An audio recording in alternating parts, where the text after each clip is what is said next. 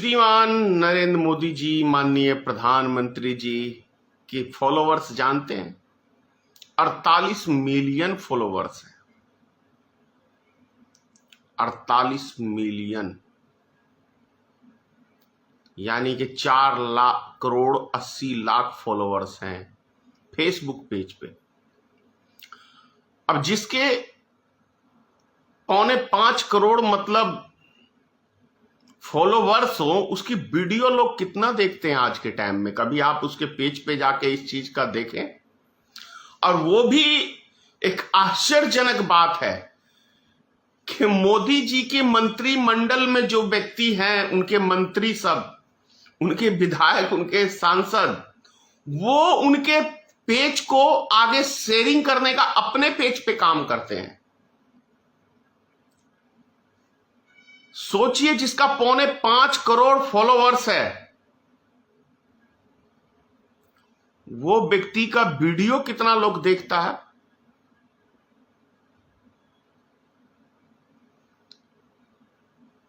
16,000, 10,000, 5 लाख, अधिक से अधिक मैंने अभी उनके पेज को देखा है, अधिक से अधिक 30 लाख, अधिक से अधिक।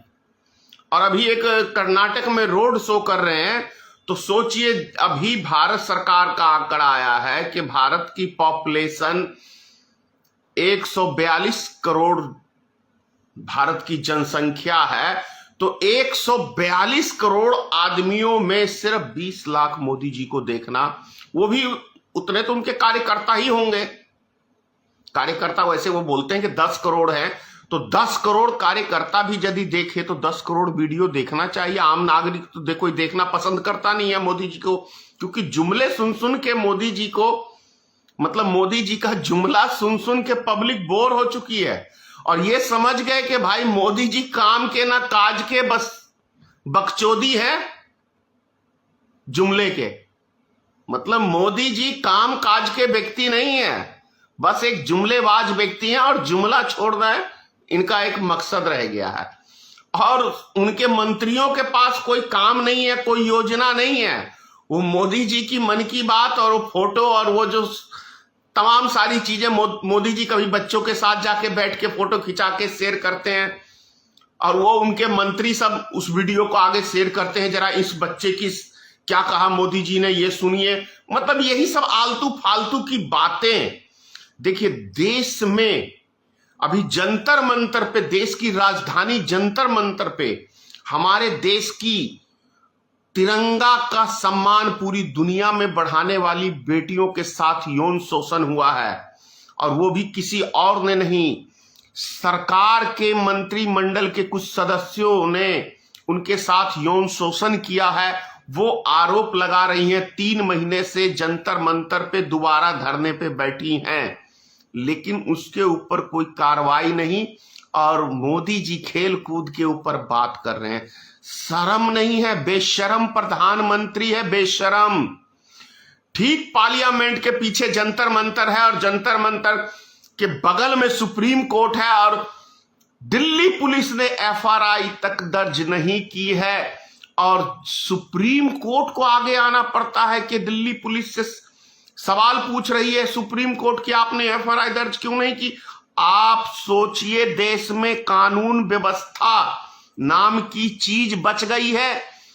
यदि देश की राजधानी में, वो भी कोई साधारण व्यक्ति धरने पे नहीं बैठे हुए हैं, जिन्होंने पूरी दुनिया में लोहा मनवाया, बॉक्सिंग चैंपियन में कई मेडल जिताए महिलाओं ने, पुरुषों ने, वो धरने पे बैठे हुए हैं, और वैसे व्यक्ति का FRI दर्ज नहीं हो रहा है।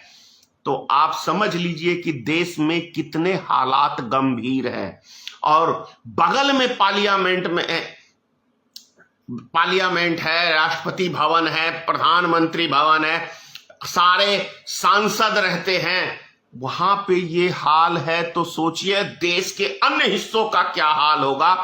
उसी का खामियाजा मोदी जी कर्नाटक में भुगत रहे हैं, जो रोड पे पैदल चल रहे हैं। जैसे आपने दिल्ली में देखा होगा, केजरीवाल को हराने के लिए देश के गृह मंत्री और मोदी जी घर घर में जाके पर्चा बांट रहे थे। एक साधारण जो 200-400 रुपए किसी कार्यकर्ता को देते हैं कि लो भाई जरा पर्चा बांट दो।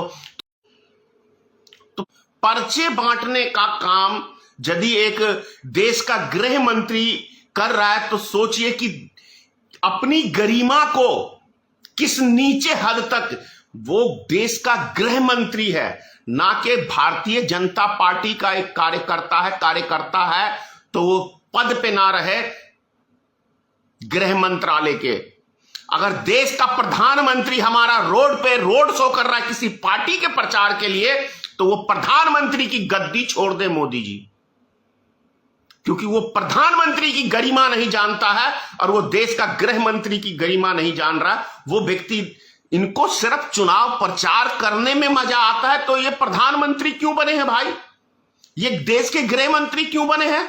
यदि ये देश की समस्या नहीं सुन सकते, ये सिर्फ चुनाव प्रचार करने के लिए ये 365 दिन इनके पास जो 18 घंटे काम करते हैं, ये सिर्फ और सिर्फ चुनाव प्रचार के लिए सोचते हैं।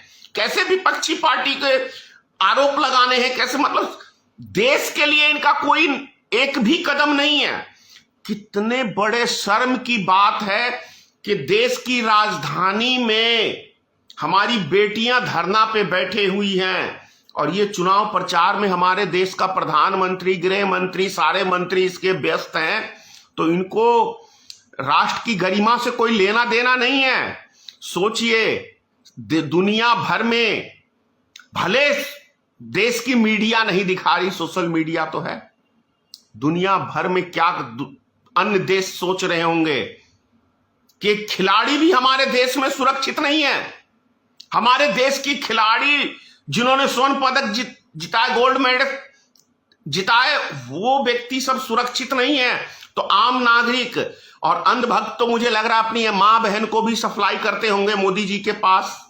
अंधभक्तों की कह रहा हूं, पक्का यही होगा, क्योंकि ये अंधभक्त, भगवान भी आके कह देना कि तेरी मां का या तेरी बहन का रेप मोदी और मोदी के मंत्रिमंडल ने कह दिया, तो भगवान को भी झुठला देंगे ये अंधभक्त, भगवान को भी झुठला देंगे। उसी का नाम है अंधभक्त। अरे बेशर्मो, जिस तरह से तुम लोग कमेंट्स करते हो, सोचा है जरा? दिमाग नहीं है, कहीं भी नहीं है कि देश की राजधानी में कौन आम लोग नहीं बैठे, कोई विपक्षी पार्टी नहीं बैठा हुआ है, जो देश के लिए लड़ मिटते हैं वो व्यक्ति बैठे हुए हैं, अपनी सम्मान की लड़ाई लड़ रहे हैं इस बेशरम सरकार से। और तुम बेशरमों को शर्म नहीं आती है, तुम्हें उनको सपोर्ट करना चाहिए, तो तुम लोग जाके, और हद है भाई, हद है। आप लोग किसके साथ हैं? राष्ट्र के साथ खड़े हैं या अंधभक्तों के साथ खड़े हैं, या इस बेशरम प्रधानमंत्री के साथ खड़े हैं, या बेशरम गृह मंत्री के साथ खड़े हैं? ये कमेंट जरूर करें। देश की बेटियों के साथ खड़े हैं या भड़ुओं के साथ खड़े हैं? ये कमेंट जरूर करें। मेरे लफ्ज माफ करना, गलत हैं लेकिन सही हैं, क्योंकि यही समय है इनको अपनी औकात दिखाने का। अगले साल 2024 में इनको भगाओ, नहीं तो ये आपकी घर की मां बहन भी सुरक्षित नहीं रहेंगी। जय हिंद।